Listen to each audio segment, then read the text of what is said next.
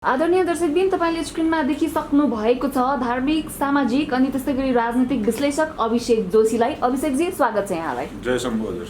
र अब एकदमै तातो खबर छ। देशमा यति बेला सबैजनाको मनमा धेरै खालको प्रश्न आइरहेको छ र संसद विघटन, यसलाई तपाईले कसरी हेर्नु भएको छ? एकदम राम्रो काम हो, यो गर्नै पर्ने काम थियो। किनभने केपी ओलीको विकल्प प्रचण्ड या शेरबहादुर देउवा हुने कुरो हुँदैन। केपी ओलीले जे गरे धेरै राम्रो गरे। किन चाहिँ राम्रो गर्नुभयो त? जनताले बुझ्ने भाषामा भनिदिनु। किनभने अब तपाईँ गणतन्त्र आएदेखिको देशको हालत हेर्नुहोस्। यहाँ शिक्षा राम्रो भएन, स्वास्थ्य राम्रो भएन, बाटोघाटो भएनन्। त्यसपछि राजनीतिक दलहरूले देशलाई लुट्नुसम्म लुटेका छन्। यहाँ नेपालभित्र राजनीति गर्ने नेताहरू या कार्यकर्ताहरू भनौँ, उनीहरू कोही क्रसर उद्योगी बनेर देश लुटिरहेका छन्, कोही जेसीबी किनेर देश लुटिरहेका छन्, कोही ठेकेदार बनेर देश लुटिरहेका छन्, कोही चाहिँ मेडिकल माफिया बनेर देश लुटिरहेका छन्, कोही भूमाफिया बनेर देश लुटिरहेका छन्। त राजनीतिक दल भन्दा पनि यो चाहिँ माफियाहरूको, दलालहरूको, कमिसनखोरहरूको चाहिँ गुट जस्तो बनेको थियो नेपालको वर्तमान गणतान्त्रिक व्यवस्था। यस्तो व्यवस्थालाई जति तन्कायो त्यति देशले दुःख पाउने हो। त्यो कारणले यसलाई जतिसक्दो चाँडो विदा गर्नु नै देशको लागि हितकर हुन्थ्यो। त्यसको लागि केपी ओलीले जे गर्नुभयो, राम्रो गर्नुभयो। त्यसलाई चाहिँ म यसरी व्याख्या गर्छु।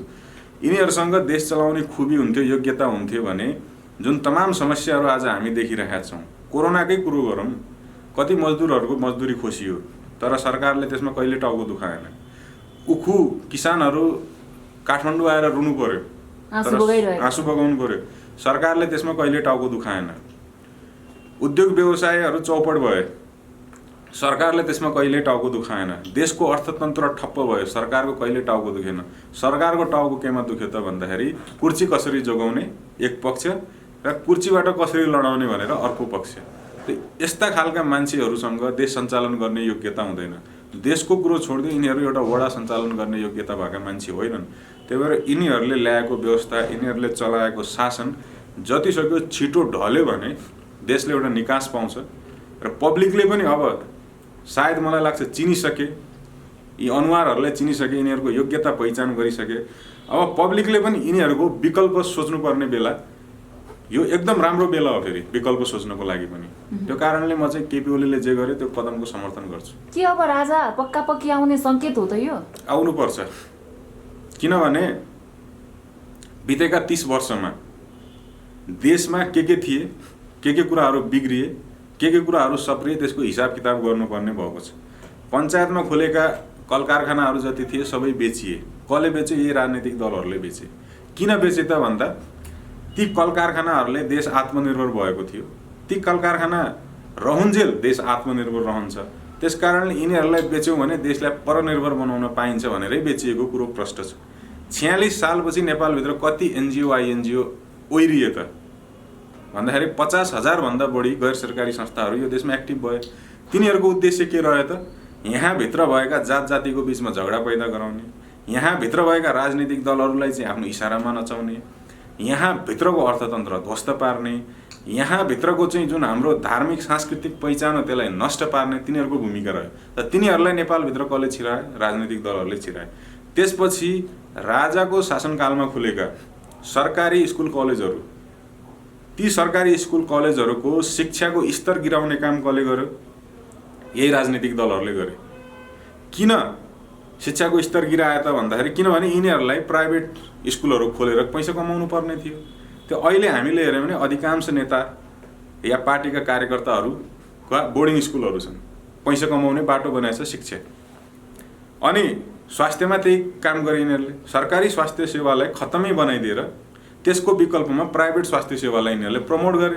त त्यसमा लगानी कसको भयो त? त्यसमा लगानी यही राजनीतिक दलका पार्टीका कार्यकर्ताहरूको भयो। हेर्दाखेरि के देखियो त भन्दाखेरि देशको अर्थतन्त्र ध्वस्त पार्ने पनि यही राजनीतिक दलहरू, एनजिओ आइएनजिओ ओइराएर यो देशभित्र चाहिँ कलह मचाउने पनि यही राजनीतिक दलहरू, देशको शिक्षा र स्वास्थ्य खत्तम पार्ने पनि यही राजनीतिक दलहरू, र देशमा भएका रोजगारका जो क्षेत्रहरू थिए ती क्षेत्रहरू ध्वस्त पारेर नेपाली युवालाई विदेश जान बाध्य पार्ने पनि यही राजनीतिक दलहरू। दलहरूले अहिलेसम्म सबै कुनै कार्य गरेको रहेछ। त्यसो भए दल किन चाहियो त? 30 वर्षको दौरानमा सरकारको पक्षबाट कतिवटा रोजगारका अवसरहरू सिर्जना भए, सरकारको पक्षबाट सरकारी शिक्षा, सरकारी स्वास्थ्य किन गुणस्तरीय हुन सकेन? र 30 वर्षको दौरानमा जो भ्रष्टाचार मौलायो, खास गरेर कर्मचारीभित्र पनि यिनीहरूले के गरे त सङ्गठनहरू निर्माण गरे, कर्मचारी सङ्गठन, कर्मचारी युनियनहरू बनाए। त ती युनियनमा बसेकाहरूले जो भ्रष्टाचार गरे, त्यो भ्रष्टाचार गर्नको लागि प्रश्रय कसले दियो त? राजनीतिक दलले दिएको हो नि त प्रश्रय। त्यसलाई किन यिनीहरूले भत्काउन सकेनन्? तमाम विकृतिहरू छन्। हेर्नुहोस्, यो लिस्ट बनाउन थाल्यो भने कापी सकिएला, लिस्ट सकिँदैन। त्यति लामो लिस्ट छ भ्रष्टाचारको, कमिसनखोरीको, दलालीको, घुसखोरीको। र यसमा को जोडिएको छ त भन्दा यसमा यही राजनीतिक दलहरू जोडिएका छन्। किनभने यिनीहरूले स्टुडेन्ट युनियन खोले, मजदुर युनियन खोले, व्यवसायीका युनियन खोले, ठेकेदारका युनियन खोले, ट्याक्सीका युनियनहरू खोले, त्यसै गरी कर्मचारीका युनियन खोले, डक्टरका युनियन खोले, शिक्षकका युनियन खोले। यिनीहरूले युनियनले चाहिँ आफू संलग्न क्षेत्रलाई राम्रो बनाउनुको लागि होइन कि आफ्नो व्यक्तिगत फाइदाको लागि चाहिँ सक्रिय हुँदाखेरि, आफ्नो राजनीतिक दलको लागि सक्रिय हुँदाखेरि देशलाई त घाटा बेहोर्यो नि त। र 30 वर्षको दौरानमा नेपालको अन्तर्राष्ट्रिय पहिचान कहाँ थियो, कहाँ पुग्यो त्यो पनि हेरौँ न। राजाहरूलाई अमेरिका जस्तो देशले रेड कार्पेट बिछ्याएर स्वागत गर्ने, अहिलेका हाम्रा नेताहरूलाई चाहिँ अमेरिका छोडिदियो, भारतको पनि तपाईँको चाहिँ सचिव लेभलको एउटा कर्मचारीले नटेर्ने, आएर चाहिँ तपाईँको थर्काउने, धम्क्याउने, र उनीहरूले थर्काएको धम्काएको भरमा हाम्रा नेताहरू थर्किने, धम्किने। अस्ति भर्खर नेकपाको झगडा हुँदाखेरि प्रष्ट देखिएको हो नि त कि चिनिया राजदूत सक्रिय भएर झगडा मिलाउन थाले। हाम्रो अन्तर्राष्ट्रिय जगतमा हाम्रो हैसियत कहाँ पुर्याइदिए त यिनीहरूले? त यो तमाम कुराहरू हेर्दाखेरि राजनीतिक दलहरूबाट यो देश सञ्चालन हुने कुनै सङ्केतहरू देखिँदैन। योग्यता परीक्षण भइसक्यो, यिनीहरूको क्षमता पनि थाहा भइसक्यो। अब यिनीहरूलाई नै बोकेर सधैँभरि गणतन्त्र जिन्दाबाद भनेर, मेरो पार्टी जिन्दाबाद भनेर, मेरो नेता जिन्दाबाद भनेर देशलाई भड्कालोमा हाल्नुभन्दा, देश डुबाउनुभन्दा, राष्ट्रियता डुबाउनुभन्दा बरु राजालाई लिएर राखौँ। कमसेकम राजाहरूले देशको राष्ट्रियता जोगाएका थिए, अन्तर्राष्ट्रिय लेभलमा देशको इज्जत थियो। हेर्नुहोस्, र जो पनि अहिले खाडीमा गएका युवाहरू छन् या विदेश गएका युवाहरू छन्, पार्टीको झन्डा बोकिरहेछन् कि उनीहरूलाई पनि मेरो आग्रह के हो भने तपाईँले विदेश जानुपर्ने बाध्यात्मक अवस्था यो देशमा कसले सिर्जना गर्यो त? त्यो पनि त विचार गर्न पर्यो नि। विदेश गएको छ, मेरो नेता जिन्दाबाद, मेरो पार्टी जिन्दाबाद, तर उसले के बुझ्दैन भने उसकै पार्टी उसकै नेताको कारणले ऊ विदेश गएको।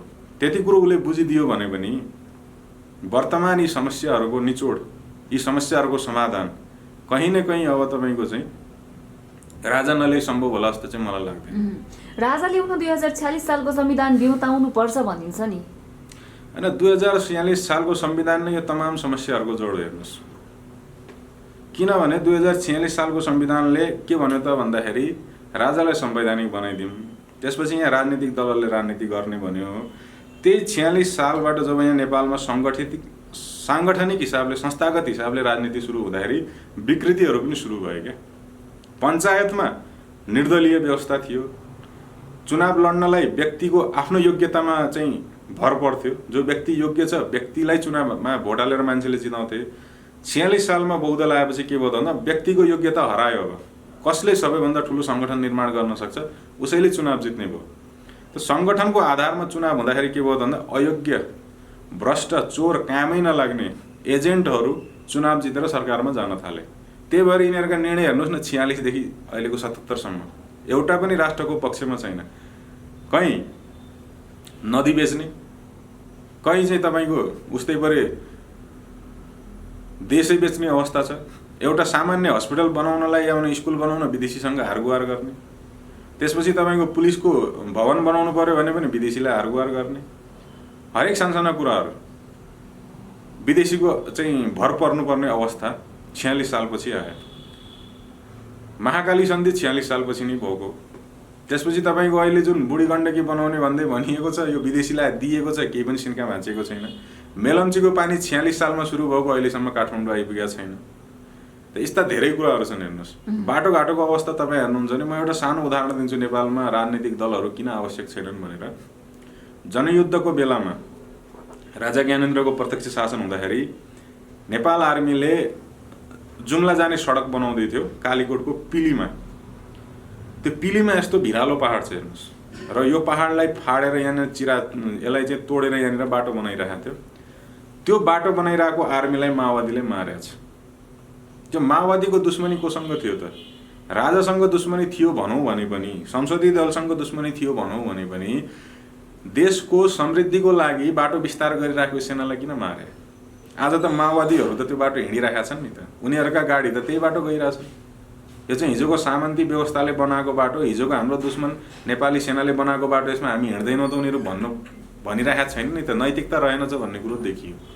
अनि अर्को त मैले अघि भनिसकेँ, तमाम विकृतिहरू जति छन्, उद्योग कल कारखाना बेच्नेदेखि शिक्षा र स्वास्थ्य ध्वस्त पार्नेदेखि चाहिँ युवाहरूलाई विदेश पठाउनेदेखि जो यिनीहरूले गरे, यी सबै कुराले के देखाउँछ भने यिनीहरूबाट देश चल्दैन, यिनीहरूमा त्यो योग्यतै छैन।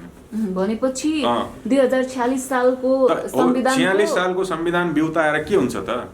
संवैधानिक राजा तपाईँले आउनुहुन्छ, त्यसपछि त्यो संवैधानिक राजा ल्याइसकेको व्यवस्थामा पनि चुनाव लड्ने त यही दलहरू, राजनीति गर्ने त यिनीहरू नै हुन्।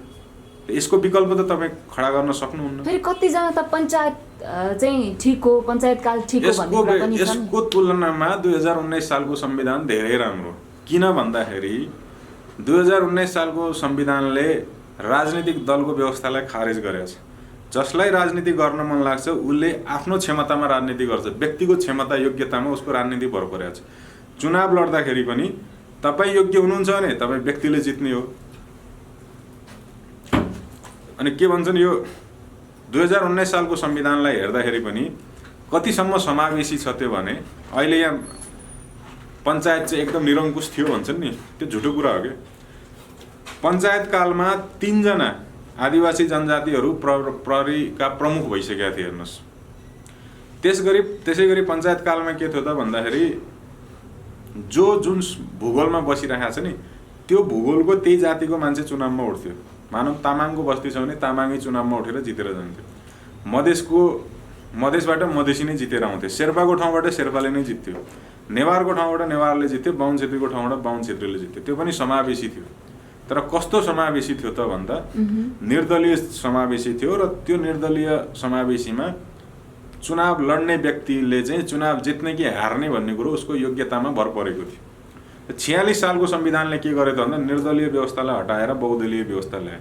र बहुदलीय व्यवस्थामा व्यक्तिले चुनाव जित्ने या हार्ने भन्ने कुरो उसको योग्यतामा भर पर्ने भएन कि त्यो पार्टीको सङ्गठन कति बलियो छ त्यो चाहिँ बलियो सङ्गठनमा भर पर्ने हो। अहिले गणतन्त्रमा त्यही व्यवस्था हो।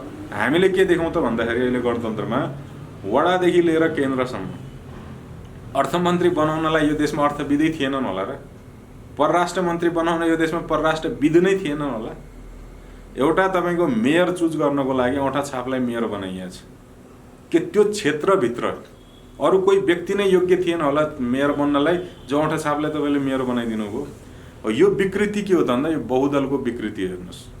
यो बहुदलमा राजनीतिक दलहरूले जनतालाई आफ्नो चाहिँ पार्टीको चाहिँ कार्यकर्ता बनाउने, त्यसपछि त्यो कार्यकर्ताले मेरो नेता या मेरो जनप्रतिनिधि योग्य छ कि छैन भन्ने कुरो जाँच्दै नचाहती आँखा चिम्लेर भोट हालिदिने गर्दाखेरि यस्तो भएको छ। त्यो कारणले 46 सालको संविधानले नेपालको समस्या समाधान गर्दैन। नेपालको समस्या समाधान गर्ने हो भने निर्दलीय व्यवस्था लागू गर्ने 2019 सालको संविधान चाहिँ हामीले पुनर्जीवित गर्नुपर्छ। 2019 को संविधान आएपछि चाहिँ सबै कुराको समस्याको समाधान हुन्छ? तुरुन्तै नहोला, तर जसरी गणतन्त्रले 15 वर्ष खेर फाल्यो त्यसरी त्यो संविधानले 15 वर्ष खेर नफाल्ला। मैले अघि भने नि 2019 सालको पञ्चायती संविधानको सबैभन्दा सुन्दर पक्ष मलाई लागेको चाहिँ निर्दलीय व्यवस्थाको जुन उसले परिकल्पना गरेको थियो, नेपाल जस्तो देशमा त्यो धेरै राम्रो हेर्नुहोस्। किनभने व्यक्ति स्वतन्त्र रूपले उम्मेदवारी दिन्छ, उसले जित्ने कि हार्ने भन्ने उसको योग्यतामा भर पर्छ। त्यो हुँदाखेरि के हुन्छ भने जो फटाहरू छन्, गुन्डागर्दी गर्नेहरू छन् या भने अयोग्यहरू जो छ त्यो परास्त भएर जान्छन्। योग्यहरूलाई नै पब्लिकले चुन्छ, सिधै व्यक्तिलाई भोट हाल्नु पर्ने अवस्था आएपछि। अनि अर्को के हुन्छ त भन्दाखेरि निर्दलीय व्यवस्थामा उद्योगी व्यवसायीहरूलाई पनि राहत हुन्छ क्या नेपाल जस्तो देशमा। अहिले हामी भन्छौँ या सरकारले नै के भन्छ भने उद्योगी व्यवसायीले कर तिरेन भन्छ। उसले कहाँदेखि कर तिरोस् त? राज्यलाई बुझाउनु पर्ने करको पैसा त उसले पार्टीलाई फन्डिङ गरिसकेको छ। त्यो कारणले गर्दाखेरि पनि नेपालमा निर्दलीय व्यवस्था धेरै राम्रो। कमसेकम उद्योगी व्यवसायीले राज्यलाई कर तिर्नुपर्ने अवस्थामा उनीहरू जान्छन्, पार्टीलाई फन्डिङ गर्ने अवस्थाबाट उनीहरू सुरक्षित भएर आउँछन्, यानि कि त्यो बाध्यताबाट उनीहरू मुक्त हुन्छन्। अनि अर्को के हो त भन्दा अहिले अधिकांश भ्रष्टाचार किन भइरहेछ त भन्दाखेरि पार्टीका नेता कार्यकर्ता पाल्नको लागि भ्रष्टाचार भइरहेछ, चुनावको लागि खर्च जुटाउन भ्रष्टाचार भइरहेछ, त्यसपछि महाधिवेशनको खर्च जुटाउनको लागि भ्रष्टाचार भइरहेछ, पार्टीका कार्यालयहरू व्यवस्थापन गर्नको लागि चाहिँ भ्रष्टाचार भइरहेछ। निर्दलीयमा जाने भने यी तमाम समस्याहरूबाट सबै मुक्त हुन्छन्, देश मुक्त हुन्छ। र त्यो भएपछि के हुन्छ त भ्रष्टाचार गर्नुपर्ने जुन पाटो छ अहिले त्यो पाटो पनि सुकेर जान्छ। प्रतिनिधि सभाको चुनावको मिति तोकियो नि फेरि वैशाखको 17 र 27 गते 2 चरणमा गर्ने भनेर। अनि यो चुनाव होला जस्तो मलाई लाग्दैन र चुनाव हुँदैछ भनेर हामीले मक्ख परेर पनि भएन क्या। अब राष्ट्रको हितको लागि सोच्नु पर्यो। जस्तो अस्ति भर्खरको घटना म सम्झिन्छु। अहिले काङ्ग्रेसले रामचन्द्र पौडेलमाथि दुर्व्यवहार भयो भनेर विरोध सभाहरू निकाले।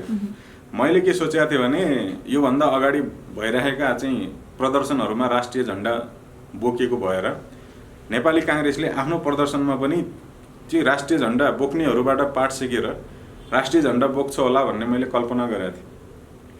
तर त्यसमा पनि के भयो त भन्दा 2-4 जनाले राष्ट्रिय झन्डा बोके देखाउनुको लागि बाँकी सबैले काङ्ग्रेसको झन्डा बोके। भनेपछि यो देशमा काङ्ग्रेसको कार्यकर्ता किन बन्ने त भन्दा काङ्ग्रेसको झन्डा बोक्नको लागि बन्ने, नेपालको झन्डा बोक्नलाई होइन। नेकपाको कार्यकर्ता किन बन्ने त भन्दा नेकपाको झन्डा बोक्नलाई हो, नेपालको झन्डा बोक्नलाई होइन।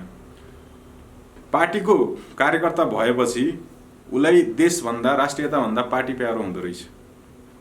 त्यो कारणले गर्दा अब फेरि चुनाव हुन्छ, चुनावमा चाहिँ फलानु पार्टीले जित्छ भनौँ, मेरो पार्टीले जित्छ, अब हाम्रो सरकार बन्छ भनेर त्यो सपना देख्नुभन्दा पनि यो विकृतिहरू जो अहिले देखिएका छन् राजनीतिक दलले गर्दा, तपाईँ हामी आबद्ध दलहरूकै कारणले विकृति निम्तिएको हुनाले चाहिँ यो देशलाई राजनीतिक दलबाट मुक्त बनाएर निर्दलीय व्यवस्थामा गएर योग्य व्यक्तिले चुनाव जित्ने वातावरण सिर्जना गरेर मात्रै हामी समस्याको समाधानमा जान सक्छौँ भनेर त्यो दृष्टिबाट यदि सोचिदिने हो भने मात्रै देशले निकास पाउला, हाम्रो भविष्य सुरक्षित होला। होइन भने अहिले केपी ओलीलाई गाली गर्ने अनि भोलि चाहिँ शेरबहादुर देउवालाई प्रधानमन्त्री बनाउनलाई चाहिँ काङ्ग्रेसलाई भोट हाल्ने हो भने योभन्दा राम्रो अवस्था चाहिँ आउँदैन। अबको शासन व्यवस्था चाहिँ कस्तो हुनुपर्छ त नेपाली साँच्चीकै नेपालीको जीवन सुन्दर हुनको लागि? अबको शासन व्यवस्था भनेको स्मार्ट सिटीका कुरा गर्ने होइन क्या, अब स्मार्ट भिलेजको कुरा गर्नु पर्यो, गाउँलाई स्मार्ट बनाउनु पर्यो। र यहाँ चाहिँ मजदुरहरूको आँखाबाट आँसु झर्ने अवस्था आउनु भएन। उहु किसानले आफ्नो श्रमको मूल्य समयमै पाउनु पर्यो, मजदुरले मजदुरी गर्न पाउनु पर्यो, विद्यार्थीले सरकारी शिक्षा राम्रो स्तरमा निःशुल्क शिक्षा पाउनु पर्यो, बिरामीहरूले निःशुल्क स्वास्थ्य पाउनु पर्यो। त्यसै गरी तपाईँको चाहिँ जो व्यवसायी हो उसले व्यवसाय गरोस्, राजनीति नगरोस्, जो राजनीति गर्ने उसले व्यवसाय नगरोस्। राजनीति गर्नेहरूले व्यवसाय गर्न थालेपछि भ्रष्टाचार बढ्दो रहेछ। त्यसै गरी हरेक गाउँहरूमा कोल्ड स्टोरहरू स्थापना हुन पर्यो र विदेशबाट खास गरेर सिमानाबाट जो चाहिँ तरकारीहरू आयात भइरहेका छन् त्यसलाई निस्तेज पार्न पर्यो। जहाँ जुन चाहिँ ठाउँमा आर्थिक गतिविधि गर्न सकिने सम्भावनाहरू छन् ती सम्भावनाको अध्ययन गर्नु पर्यो। अहिले त के देखियो भने तराईका चाहिँ समथर फाँटहरूमा पनि भ्यू टावर बनाउने रे। त्यसको उद्देश्य के हो त? त्यो तराईका समथर भूभागका भ्यू टावरमा चढेर मान्छेले के हेर्ने? सिमाना पारेका गाउँ बस्ती हेर्ने हो कि त्यो चाहिँ उत्तरतिरका डाँडा काँडा हेर्ने हो कि के हेर्ने त?